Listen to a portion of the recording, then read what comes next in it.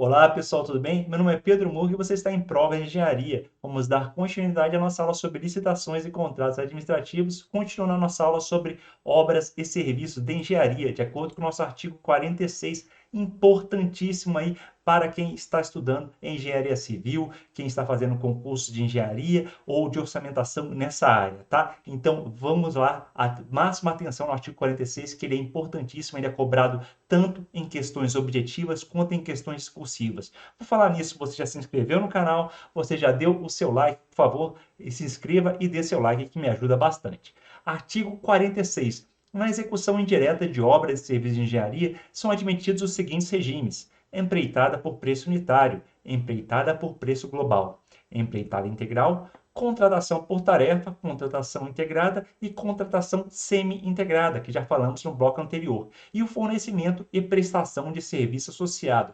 Opa, Pedro Murga, espera aí, fornecimento e prestação de serviço associado. Que é isso? Eu nunca tinha visto isso antes. Não viu? Porque é novidade nessa lei. E a gente vai falar sobre isso já já. Então, antes disso, confere o parágrafo 9º dos regimes de execução. Olha só, os regimes de execução a que se refere os incisos 2, 3, 4, 5 e 6 do caput desse artigo serão licitados por preço global e adotarão sistemática de medição e pagamento associada à execução das etapas do cronograma físico-financeiro, vinculadas ao cumprimento de metas de resultado, vedada a adoção da sistemática de remuneração orientada por preços unitários ou referenciada pela execução de quantidades de item unitário.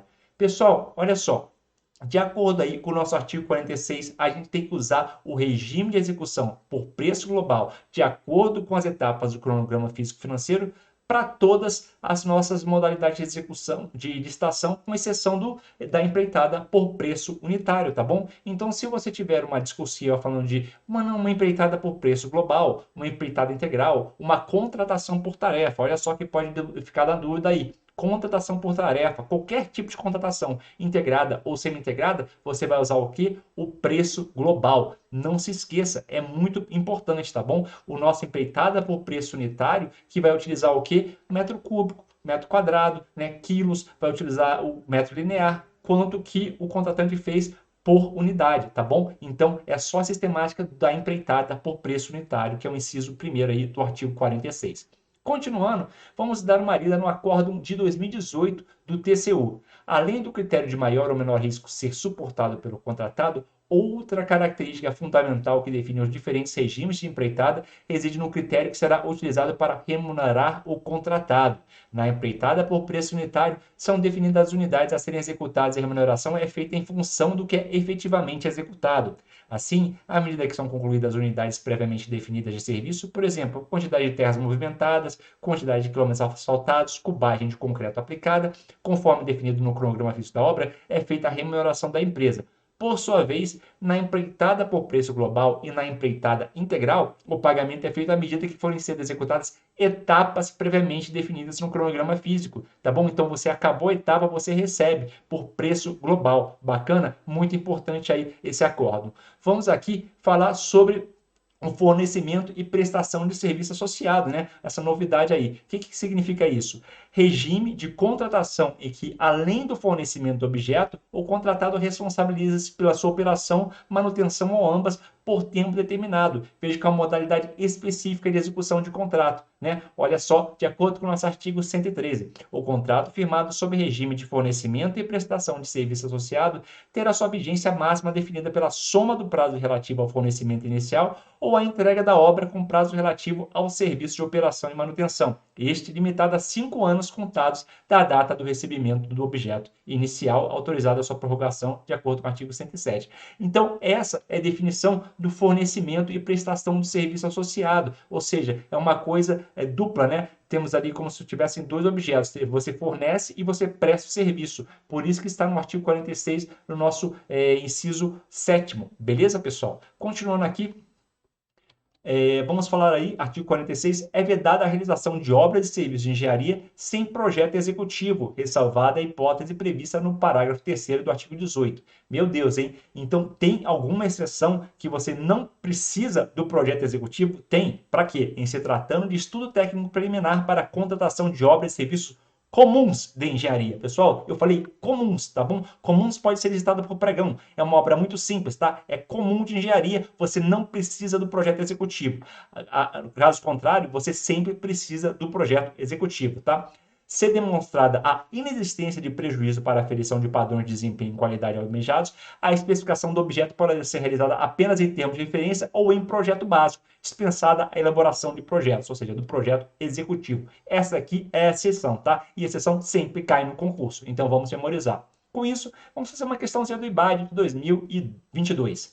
O regime de execução é a forma de realização do serviço de pagamento. São chamados de empreitadas na nova lei de licitações. Além dos regimes existentes, foi inserido um novo regime. A alternativa correta que corresponde ao nome do regime é contratação integrada, empreitada por preço unitário, empreitada por preço global, fornecimento e prestação de serviço associado ou contratação por tarefa. E aí, pessoal, poderia te pegar essa questão, não é mesmo? E a gente já sabe que a novidade na lei é o quê? Fornecimento e prestação de serviço associado. Bacana? Gabarito aí, letra D, já levou para casa. Vamos mais uma aqui da IDECAM. Com relação às licitações das obras de serviço de engenharia, admite-se alguns regimes de execução indireta dessas obras e serviços, como, por exemplo, empreitada por preço unitário, empreitada por preço global, empreitada integral, contratação por tarefa, contratação integrada, semi-integrada e fornecimento e prestação de serviço associado. Com base nesses regimes de execução indireta, assinale a alternativa correta. Meu Deus, olha o tamanho do enunciado, né? Vamos lá?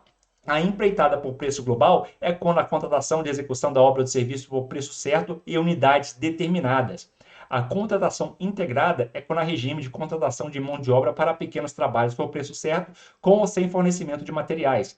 A empreitada por preço unitário é quando a contratação de execução de obras ou serviços por preço certo e total. Letra D. A contratação por tarefa é um regime de contratação de obras e serviços de engenharia em que o contratado é responsável por elaborar e desenvolver o projeto executivo, executar obras e serviços de engenharia, fornecer bens ou prestar serviços especiais e realizar montagem, teste e pré-operação e as demais operações necessárias e suficientes para a entrega final do objeto.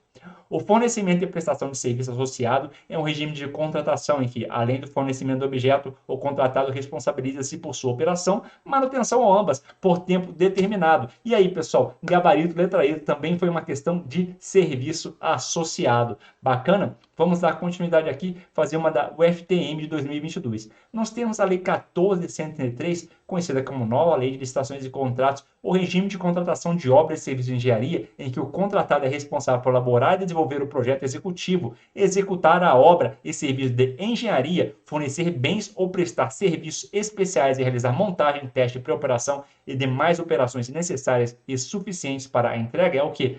A contratação semi-integrada, a contratação integrada, a contratação por preço global, empreitada integral ou empreitada por preço unitário. Pessoal, a gente sabe que a contratação integrada e você entrega o anteprojeto. Tudo bem? Você entrega um anteprojeto, aí o cara faz o projeto básico, o projeto executivo e executa a obra. São essas três coisas. Já na contratação semi-integrada, você vai entregar o quê? O projeto básico, ele vai fazer o projeto executivo e fazer a obra. Então, o que ele está perguntando aqui? Ó? Executar, fornecer bens, vamos lá, é responsável por elaborar e desenvolver o projeto executivo, ou seja, já tem um básico. Então, só pode ser o quê? A contratação semi-integrada. Se já tem um projeto básico, é contratação semi-integrada. Se ele estivesse falando aqui, responsável por elaborar o projeto básico, seria a contratação integrada, seria a letra B. Então, muita atenção nessa diferenciação, que eu já fiz várias vezes para vocês no curso. Beleza? Aqui, ó, como falando para você, anteprojeto, contratação integrada começa no projeto básico e a semi-integrada começa no projeto executivo. A nossa administração pública já vai entregar o projeto básico na semi-integrada. Beleza? Continuando aqui na execução indireta de obras e serviços de engenharia, são admitidos os seguintes regimes. Vamos lá, parágrafo 2º. A administração é dispensada a elaboração do projeto básico nos casos de contratação integrada, óbvio, né? Hipótese que deverá ser elaborado o anteprojeto de acordo com a metodologia definida em ato do órgão competente, observados os requisitos estabelecidos no inciso 24, artigo 6º dessa lei. O artigo 6º é um grande glossário, tá? Tem as definições da lei. Sempre recorra ao artigo 6º quando você for estudar um assunto. Dá um Ctrl+F lá no seu PDF, no seu no seu navegador e confere os termos que você vai estudar da lei, tá bom? E depois você volta e estuda a lei. Isso aí é uma dica muito boa para você já conseguir pegar direitinho cada definição da lei. Na contratação integrada, após a elaboração do projeto básico pelo contratado, o conjunto de desenhos, especificações, memoriais e cronograma físico-financeiro deverá ser submetido à aprovação da administração, que avaliará sua adequação em relação aos parâmetros definidos no edital e conformidade com normas técnicas, vedado alterações que reduzam a qualidade ou a vida útil do empreendimento e mantida a responsabilidade integral do contratado pelos riscos associados ao projeto básico, ou seja, na nossa matriz de risco, que é obrigatório para a contratação semi-integrada e integrada. Bacana? Vamos dar continuidade aqui nos regimes de contratação integrada e semi-integrada. O edital e o contrato, sempre que for o caso, deverão prever providências necessárias para a efetivação da desapropriação autorizada pelo poder público, bem como o responsável por cada fase do procedimento, a responsabilidade pelo pagamento das indenizações devidas. Tem muitas indenizações, tá? Quando você tem uma rodovia aí, esse trabalho, ele é enorme, pessoal, enorme. Vocês não têm noção quando você vai duplicar uma rodovia, quanta desapropriação tem que ter. Beleza? Continuando aqui, ó. A estimativa do valor a ser pago a título de indenização pelos bens apropriados, a distribuição objetiva de riscos entre as partes, novamente está falando o quê? Da matriz de riscos, incluindo o risco pela diferença entre o custo de desapropriação e a estimativa de valor pelos eventuais danos e prejuízos ocasionados por atraso na disponibilização dos bens apropriados. Em nome de quem deverá ser provido o registro de emissão provisória na posse e o registro de propriedade dos bens a serem desapropriados. Ou seja, é todo um trâmite administrativo burocrático que demanda muito trabalho, muito esforço, esse setor de desapropriação, tá? Na execução indireta, as obras, parágrafo 5º, na contratação semi-integrada, mediante prévia autorização da administração, o projeto básico poderá ser alterado. Ué, mas na semi-integrada você já não entregou o projeto básico? Sim, ele pode alterar o projeto básico, tudo bem? O contratado poderá alterar a solução de engenharia no projeto básico, desde que demonstrada a superioridade das inovações propostas pelo contratado em termos de redução de custos, de aumento de qualidade, de redução do prazo e de execução ou de facilidade de manutenção ou operação, assumindo o contratado a responsabilidade integral pelos riscos associados à alteração do projeto básico. A execução de cada etapa será obrigatoriamente precedida da conclusão da aprovação pelas autoridades competentes do trabalho relativo às etapas anteriores. Isso já foi uma questão de engenharia, tá? E é bem tranquilo aí o parágrafo 6º, ou seja, você só vai iniciar uma etapa depois de concluída e aprovada a etapa anterior. Beleza?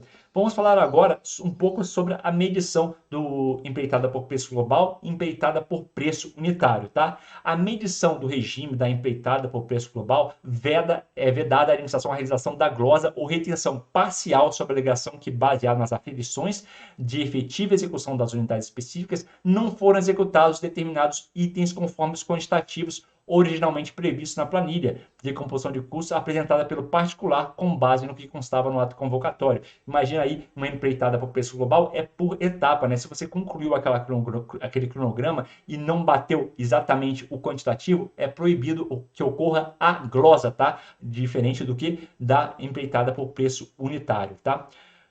Da EPU.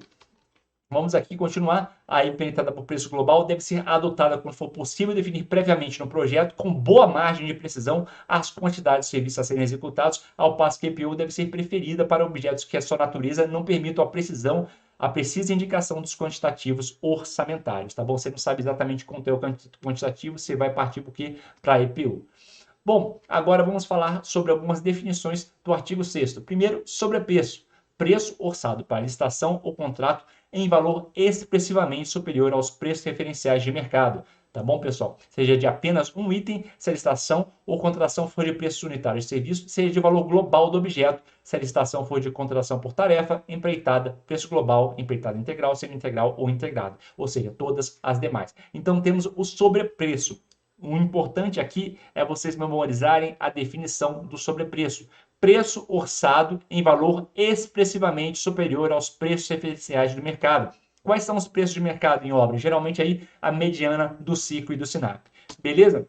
Superfaturamento, pessoal. Agora já entra uma maldade, olha só. Dano provocado ao patrimônio da administração, caracterizado, entre outras situações, por medição de quantidades superiores, deficiência na execução de obras de serviço, alterações no orçamento que causem desequilíbrio econômico-financeiro, outras alterações de cláusulas contratuais que gerem recebimentos antecipados e distorção do cronograma físico-financeiro, beleza? Aí temos o superfaturamento, viu? É bem diferente o que do sobrepreço. O sobrepreço é um preço excessivamente superior ao preço referencial do mercado e ponto final. Depois temos o que? O superfaturamento em obras. Com isso, a gente vai fazer uma questão do IBID de 2022 da Goinfra. Na legislação em vigor, é correto afirmar que o conceito de sobrepreço está associado ao dano provocado ao patrimônio da administração em razão da medição de quantidades superiores às efetivamente executadas, preço orçado para licitação ou contrato em valor expressivamente superior ao preço referencial de mercado,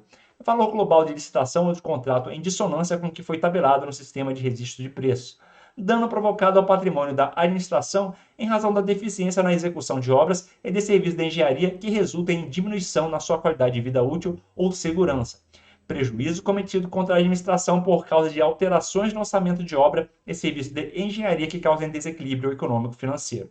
Pessoal, o que a gente está falando aí quando a gente fala sobre o conceito de sobrepreço? É o preço orçado para a licitação em valor expressivamente superior aos preços referenciais do mercado. O dano à administração, a gente está falando o quê? No superfaturamento. Beleza? Com isso, foi o final da nossa aula. Espero que vocês tenham gostado. Se gostou, já sabe, por favor, se inscreve no canal e deixa aquele joinha que ajuda bastante. E até a próxima!